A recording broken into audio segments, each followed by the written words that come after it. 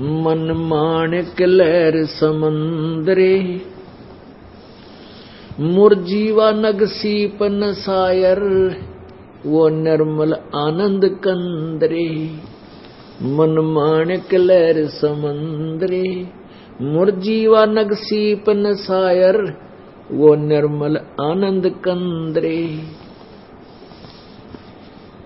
अब कितनी प्यारी वाणी बोली है गरीबदास साहब ने अपने कबीर परमात्मा के विषय में। भाई मोती मुक्ता दर्शत नाही, ये जग है सब अंदरे, दिखत के तो नैन चश्म इनके, फेरा मोतिया बंदरे।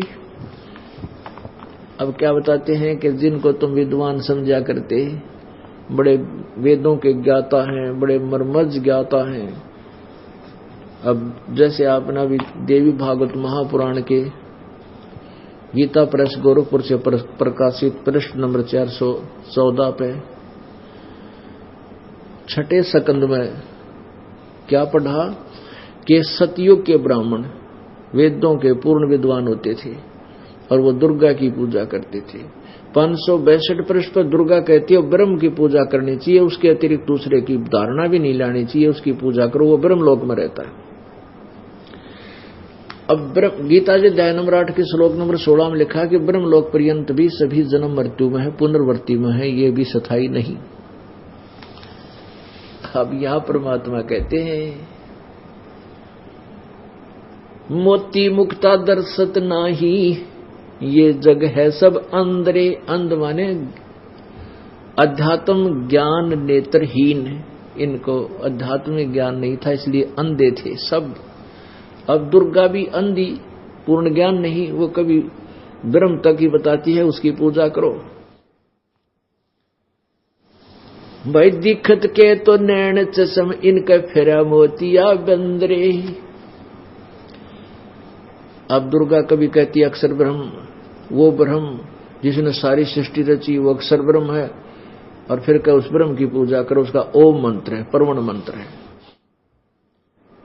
तो इन सब के मोतिया बिंद था। मोतिया बिंद कैसा होता है? जैसे सफेद मोतिया हो जा किसी के आंखों में, उनकी आंख इतनी स्वस्थ दिखाई देती है जैसे कति सारा दिखता हो, लेकिन उन्हें दिखता कुछ को नहीं, कति नपट अंधे होते वो। तो ऐसे ही विद्वान भगवान देवी और देवता हमने कति भगवान प्राप्त दिखाई दे थे और बड़े विद्वान नजर आए थे, इनको तो कैख भी ना ज्ञान था। अब जैसे अभी तक हमारे पवित्र हिंदू धर्म के ये गुरुदेव लोग हमें ये नहीं बता सके कि पुराणों में क्या लिखा है, ब्रह्मा विष्णु महेश की क्या स्थिति है, तो ये आँखें कैसे कह सकते? तो अंधे थे, अंधे मीन ज्ञान नेत्रहीन, इनको ये भी ना समझ में आई गीता, पवित्र गीता जी और पवित्र चारों वेद और पवित्र पुराण हमें क्या संदेश, यथार्थ संदेश दे रहे। और पुराणों के वक्ता ब्रह्मा जी ये आप अज्ञान अंधेरे में, इसलिए बताते हैं मन माणिक लहर समंदरे, मुरजीवा नग सीपन सायर, वो निर्मल आनंद कंदरे। भाई मोती मुक्ता दर्शत नाही, यो जग है सब अंदरे, दिखत के तो नैन चश्म इनके, फेरा मोतिया बंदरे। ये दिखत के तो आंखें बड़ी निर्मल दिखाई दे, बड़े विद्वान नजर आए हैं, पर इनका अज्ञान रूपी मोतिया बंद हो रहा है। नर नारायण देशी पाके, जय कट्याना यम का फंदरे, रतन अमोली दर्शत नाही, धक है वाकी जिंदरे। कि ऐसा सुंदर शरीर पर आप पाके और फिर भी भगवान नहीं मिले, और कहते हैं वो परमात्मा नहीं प्राप्त हुआ, तो धिक्कार है उसके जिंदगी ने, इस मनुष्य जीवन को। भाई पूर्ण ब्रह्म रटे अविनाशी, जो भजन करें गोविंद रे, भाव भक्ति जा हृदय होई, फिर क्या कर है सुरपति इंद्रे। अब जिनके सच ये ज्ञान समझ में आ गया और सच्चे दिल तो भक्ति में लौ लाएगी, कहते फिर यहाँ का सुरपति देवताओं के राजा इंद्र की पदवी भी हमारे लिए व्यर्थ है, वो भी वो क्या कर है सुरपति इंद्रे। यानी उसके सामने वो सुख देवताओं के राजा इंद्र का भी व्यर्थ है। व्यर्थ क्यों है? क्योंकि जैसे वैसे तो इंद्र को बहुत सुख है, देवताओं का राजा है, स्वर्ग का राजा है, लेकिन यू राज रहेगा कितने दिन? यू ज्यादा समय नहीं रहे, इसका फिक्स टाइम है।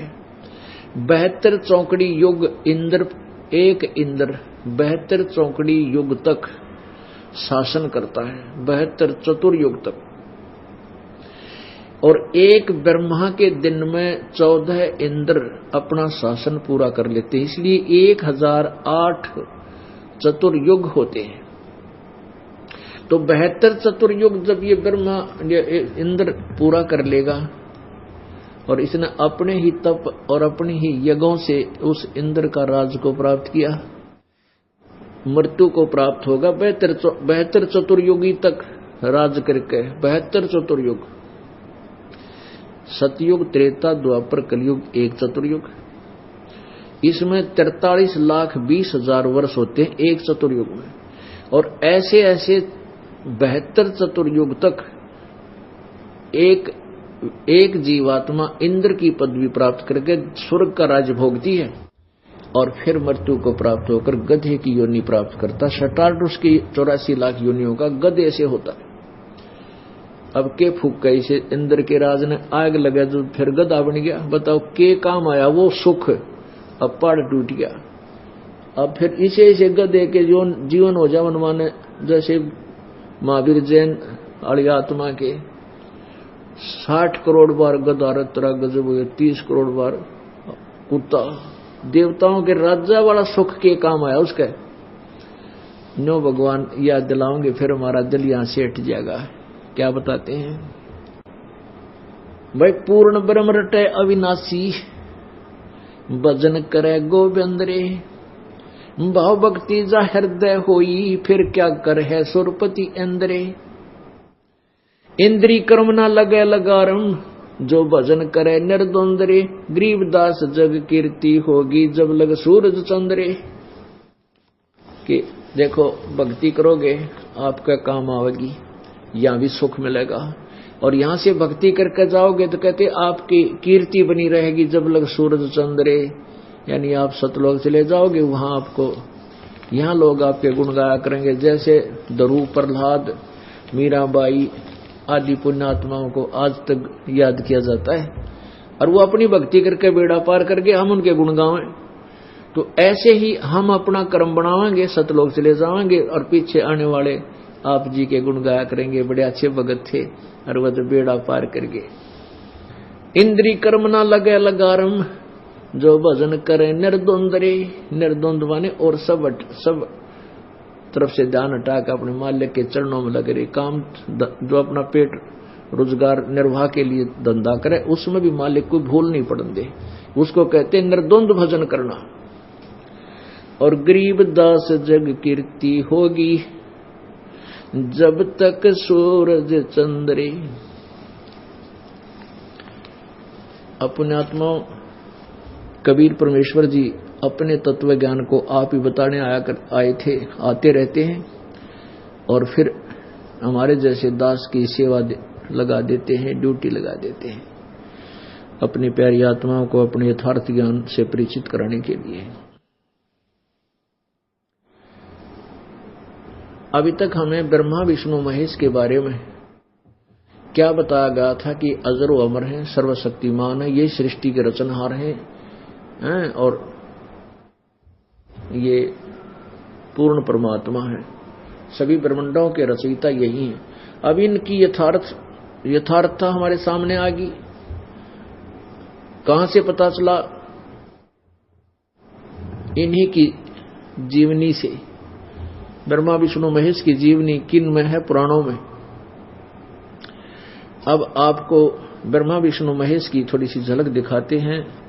पुण्यात्माओं, ये सत्संग स्थल जो है एक ऐसा सामूहिक स्थल है जिसमें पहली कक्षा के बालक भी, बच्चे भी होते हैं, यानी श्रोता है, और दूसरी कक्षा के भी, यानी कुछ ऐसे हैं जो पहली बार सत्संग सुनने आए हैं, हमारे भगतों ने समझा बुझा के लाओ, एक बार चाल लो आप हमारे गुरु जी का सत्संग तो सुन लो, नाम ना लियो पर ज्ञान तो सुन लो।